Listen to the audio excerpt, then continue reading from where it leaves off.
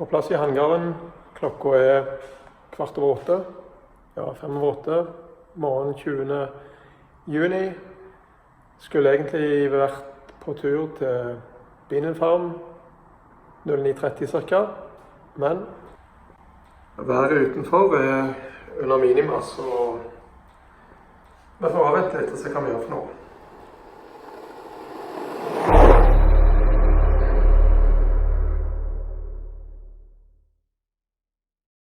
Ja, været var jo ganske krept da på morgenen, og det lå et frontsystem gjennom hele Sør-Norge, gjennom Danmark og ned i Nord-Tyskland med lav status.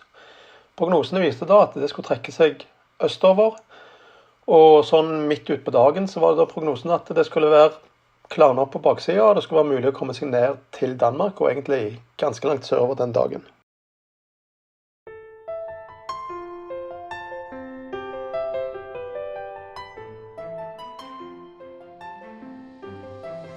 Ved lunsjtider så var været på både Sola og Kjevik akseptabelt, og ifølge prognosene skulle det også bedre seg rundt svingen med Lista Mandal og den veien der. Så klokka 1 satt man som maskinen og satt kursen mot Kjevik. Det var jo virkelig fint der ute. Ja, er det hit fra Nevleik til det?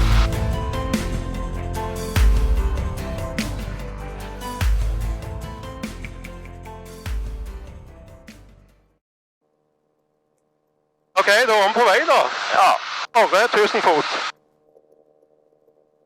Fantastisk mot vest, og egentlig rett sør da, men det er vær innover mot øst, og det systemet, vi får bare håpe at det passerer Kjevik og klarer nok rundt svingen, så vi slipper det tullet der. Ja. Det er jo helt fint med et Egersjøen også, så. Ja, veldig bra. Og her er kaninkøet på veien nedover. Nord for Listalandet begynte skydekket å senke seg, og når vi nærmer oss, så måtte vi faktisk ned i en 800 fot på veien innover.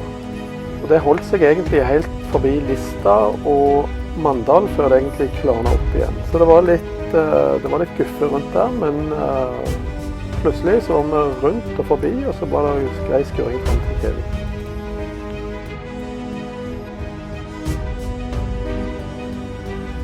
Hva bane vil du ha oss inn på? Jeg vet ikke, du kan nå rapportere og helt 11. Det er kvadraturen, så.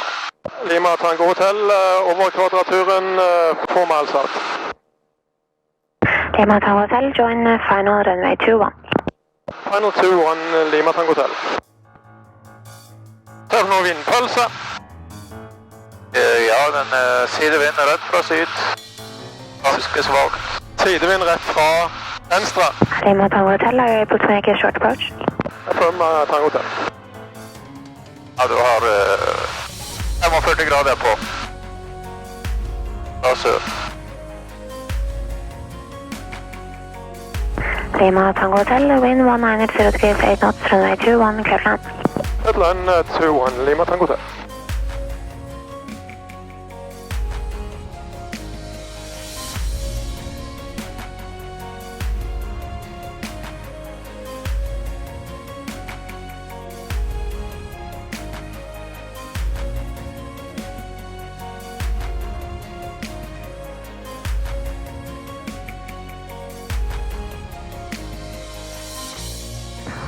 Juliet, taxi. Lima Tango Hotel, taxi in via Charlie, hold short of Bravo Yankee. In via Charlie, hold short Bravo Yankee, Lima Tango Hotel. We have arrived. We have arrived, and it was our arrival.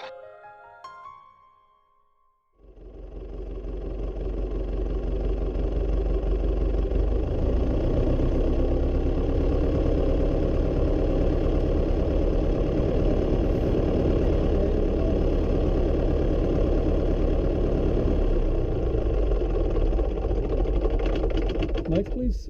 Next up. Intercom off. Battery off.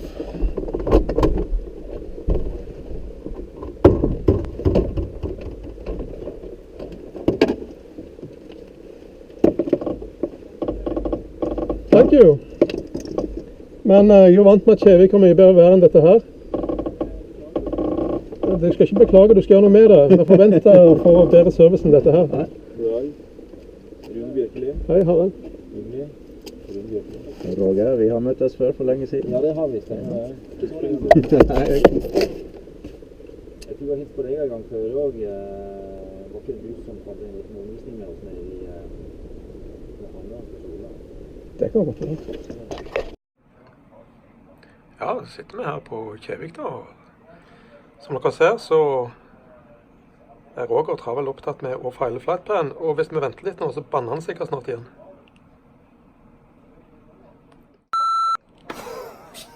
Ja, helt riktig. Ja, i grunnen gått ganske greit.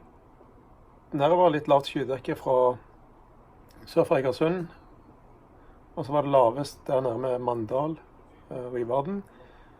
Og så åpnet det seg litt opp igjen da, men det var ikke noe spesielt bra på Kjevik heller. Så 1200 fot eller noe sånt. Så vi planlegger å sette kursen mot Danmark sånn i 5-tida, og så får vi se hvordan det ser ut utover. Det blir ikke veldig høyt, men det kan ikke bli veldig lavt heller. Ok, klokka er 10:30. Vi er på Kjevik. Der er tårnet. Der står køben. Så vi feilet Danmark. Det er bedre vær i Skagerrak nå, ser det ut som. Så vi flyr nok så direkte over, lander i Aarhus og fueler, og så tar vi det derifra. Kanskje blir det Aarhus i kveld, kanskje blir det en annen plass. Vi er på Lofoten.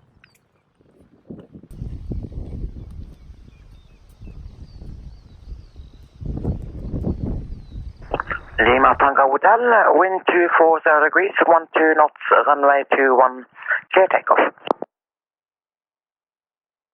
Clear takeoff 21 Lima Tango Hotel. Er du klar? Yes, klokka 17:08. 17:08. Airspeed is alive. Hei da.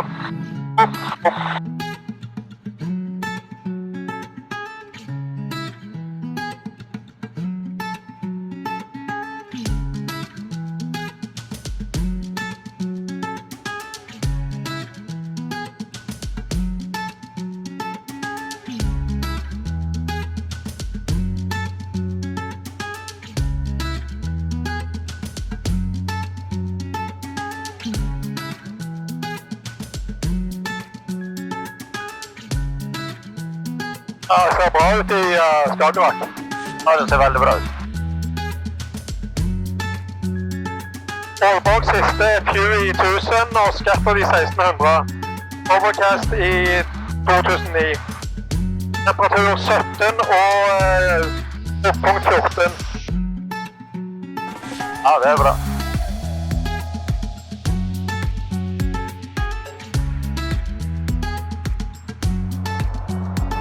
Nok av båter i hvert fall. Her har vi en.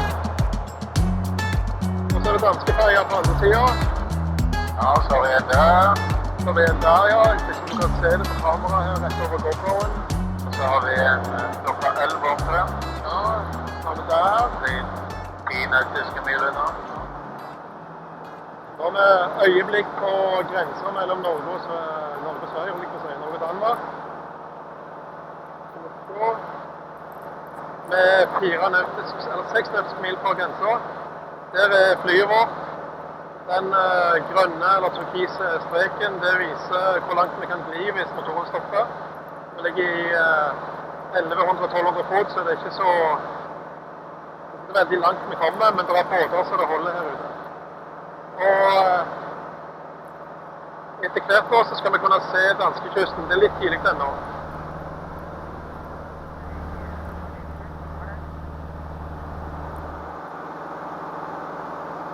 Copenhagen information, Lima November, Romeo Tango Hotel. Good afternoon.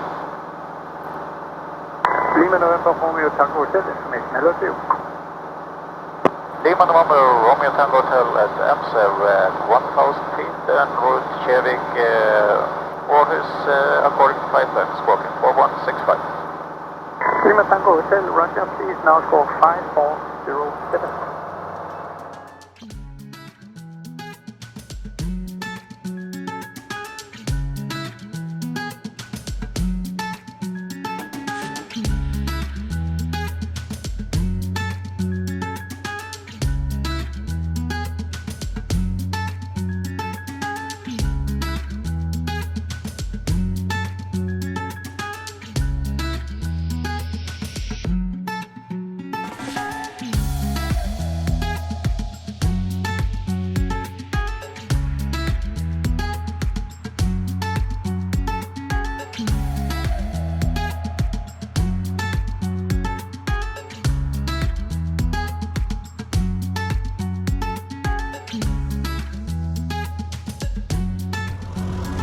Aarhus. 2 timer. En route. Det gikk veldig greit. Nå har vi fuelet maskinen, setter den fra, skal betale landingsavgift, og så må vi finne ut hva vi gjør. Ja, sannsynligvis videre. Lima Tango Hotel is holding short 28 right. Lima Tango Hotel 29 degrees 800 to right, clear takeoff. Clear takeoff, Lima Tango Hotel. Skal jeg squawke 7000? FM just 7000. 7000, Tango Hotel. And we're rolling.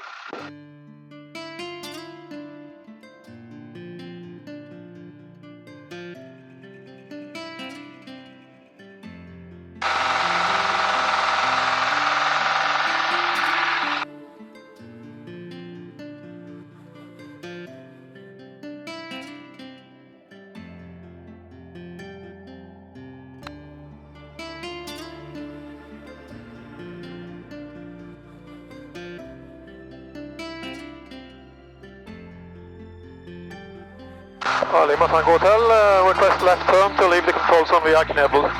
Lima Tango Hotel, left turn out. Left turn out, Lima Tango Hotel. Oh.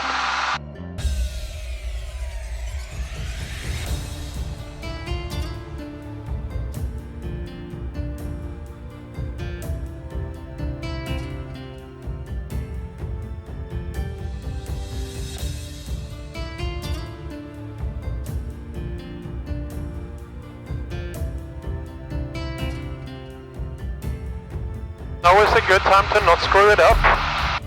Oh yeah.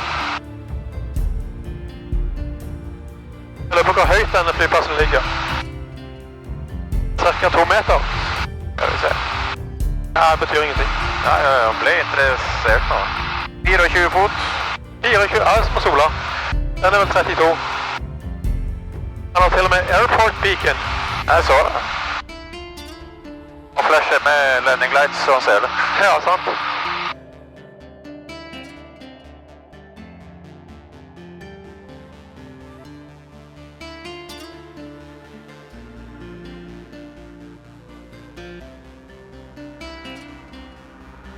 Vi er bare 4 timer etter skjemaen og sånt. Det er jo fullt på den parking west, så det er bare å hive seg på gresset, tenker jeg. Ok.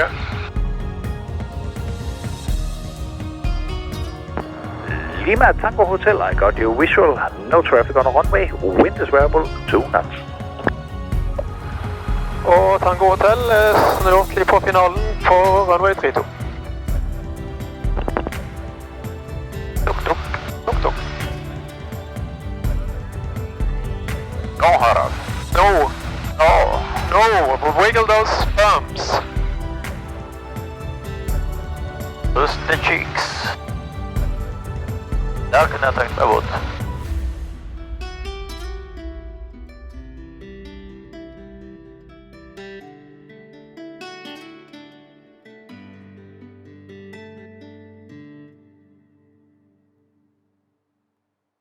Var det høy igjen?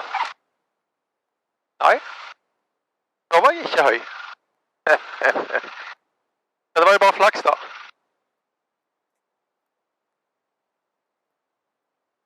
Nå lander vi 10-20. 10-20. Lima Tango Hotel on count 19.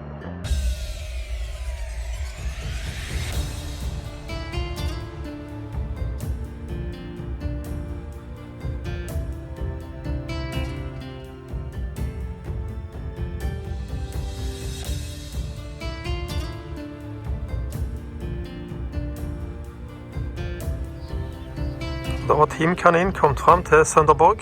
Avslutning på dagens etappe. Det visste vi ikke når vi startet, men det ble sånn i dag.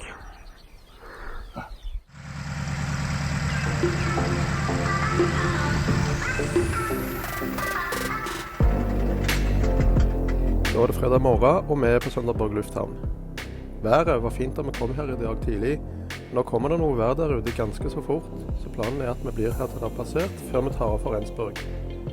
Det skulle ikke ta mer enn en times tid, og vi er invitert til å vente ut været oppe i tårnet.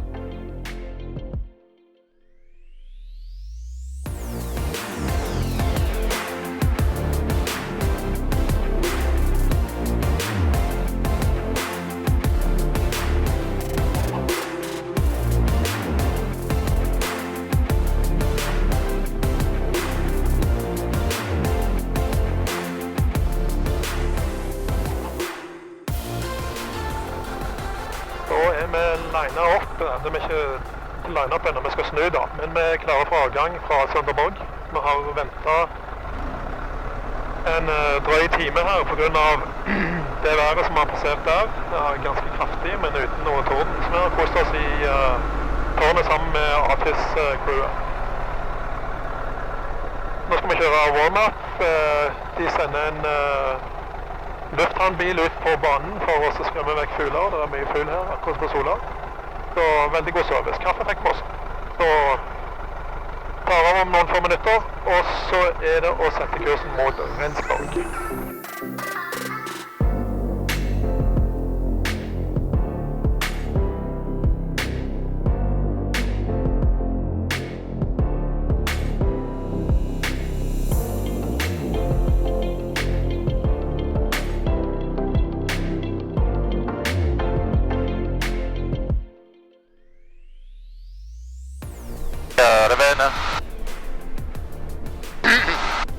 Ok, beklager det. Jeg glemte å sette på kamera for avgangen fra Sønderborg, så that's on me, men nå er det på.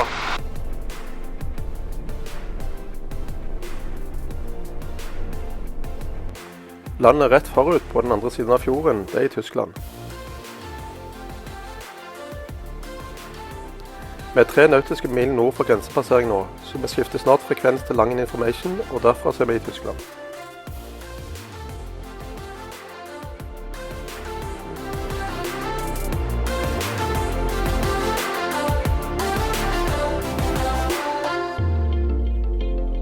Vi skal dra oss litt lenger vekk fra finalen på 2-1, tror jeg. Ja, og så går vi ut og så inn igjen.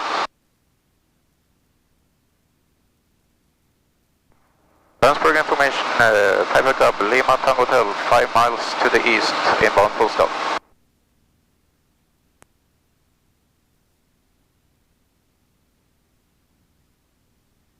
Har de radioangst, eller? Jeg vet ikke. Der er det et fly. Klokka 10. Ja, jeg ser. Ja. Lima Tango Hotel have aircraft in downwind to 1 in sight. Will join behind. Roger, we have you eyes on sight. Ja, han hørte oss i hvert fall. Ja. Der er dama som har tatt pause. Lima Tango Hotel, base 2-1. Du ser du har på høyre side, altså mot kanalen, er fuel og sånne ting. Der, ja. Final is check. Final is clear, ja. Skal vi se hvor er windsock. I don't see shit. Der er i banen når jeg tenker meg om. På denne siden av banen. Ok. Se om du ser noe der. Ja, jeg ser en pinne, tompinne.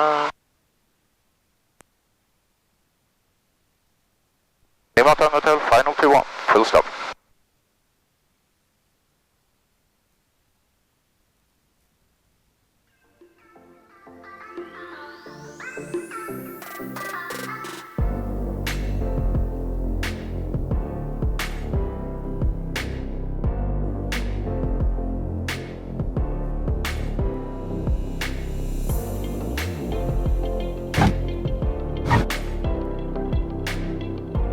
Oi, oi, oi.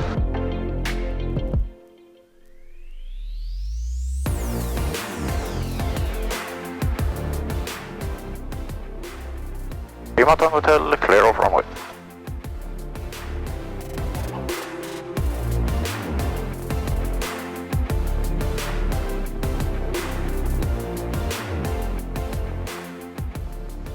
Okay, radio coming off. Yep.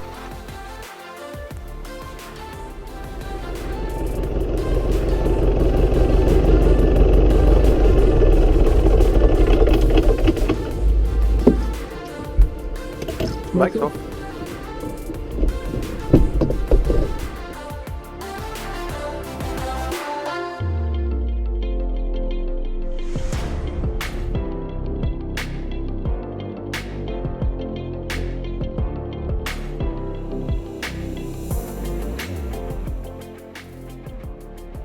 Så var vi endelig på flyplass Rendsburg-Schachtholm og i Tyskland. Nå skal vi bare fuele opp og få oss noe å drikke og spise før vi setter kursen sørøstover mot Bienenfarm. Det fungerte for så vidt greit med vår nye håndholdte 833-radio, når vi bare skjønte at det ikke var noen i tårnet som kunne svare oss.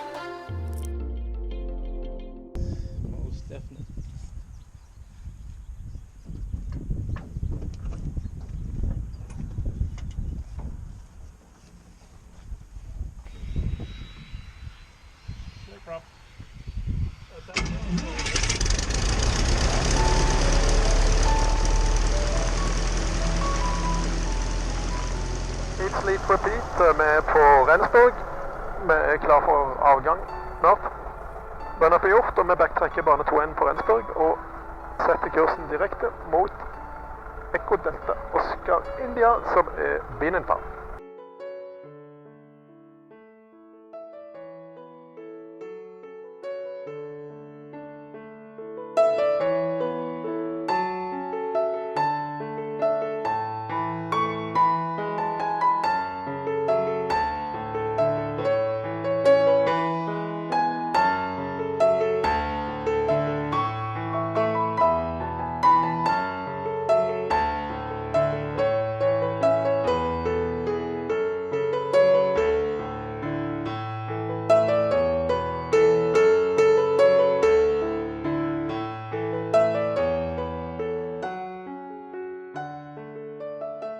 Litt om kabelverket her. Her i Tyskland så er det sånn at vi har mange flyplasser som er på 833 kHz frekvensseparasjon. Og det har ikke vi i flyet. Så vi har en håndholdt radio som står her, som er koblet via en haug med ledninger. Har en antenne der. Og diverse plugger og drit og lort som henger opp i intercomen. Og så har vi montert en push-to-talk rett over fingeren til Roger der oppe. Delta K Yankee India Alpha. Delta K Yankee India Alpha, vi vil gleich gerne pushen. Landskapet mellom Rendsburg og Berlin helt i Nord-Tyskland er ikke veldig spennende. Det består for det meste av jorder og skogflekker og er ganske så flatt. Men det var et par ting som dukket opp underveis som var litt kult. Der har vi en litt merkelig konstruksjon ut på venstre side. Dette går Whisky med Romeo. Midt ut i Ingesnes. Jeg trodde det var en bro, og sa nei, det er ingen bro. Og det beste vi kan komme opp med er at det er en sånn innendørs skibane for folk som bor en sted som de ikke har bakker naturlig. Byen heter Wittenberg, så skal google det opp når vi har landet. Dette går Whisky med Romeo først. Der har vi Autobahn 14, A14. Som går fra vest mot øst, mot Berlin da. Og der ser vi at plutselig så hadde de ikke mer penger igjen, for der stopper han. Er det besynderlig, eller ikke? Nå er vi 11 minutter fra målet. Vi har studert approach map, vi vet hvor vi skal fly og hva vi skal holde oss unna. Og så tar vi det fra der, så sjekker vi inn igjen når vi har landet. Jeg bare kaller opp og sier at vi forlater frekvensene. Det er mottatt.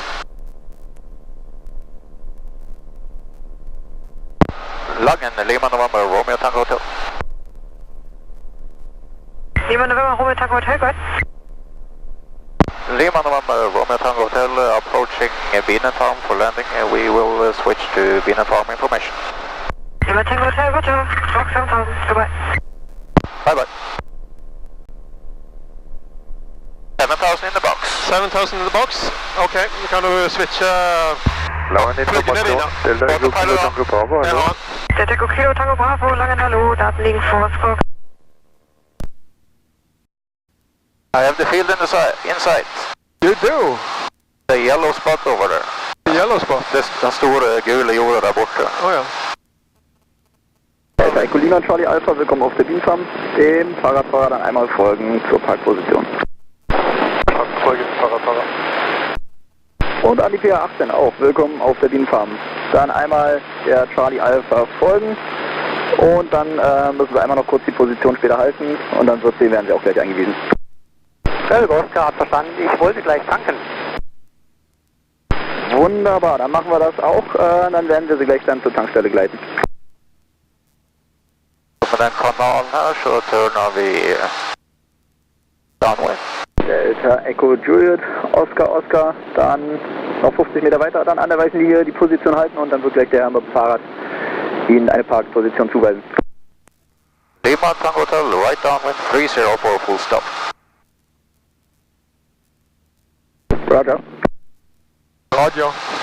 That's me. Yes, that's very good.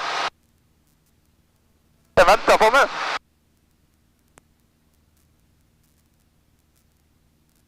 Det är antagligen ett puppig av skogen där då. Gjør nok det. Starboard coming on. Ok. Lima Tango Hotel, final 30, full stop. Helt fort. Runway is made. Så, fan med en Safir. Svensk Safir. Så kul. Windsock, ja, jag vinner rätt i. Perfect. Make me proud. Make daddy proud. Ja.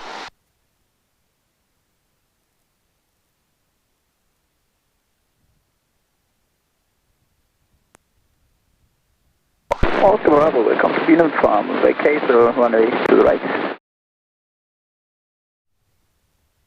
Runway to the right, Lima Tango Hotel. Jag försvann möjdommen min. Your first grass. My first grass. Very good. Selv om det føles ut som grus, men... Da var vi fremme da. Da er vi fremme. Og time er 15. 15.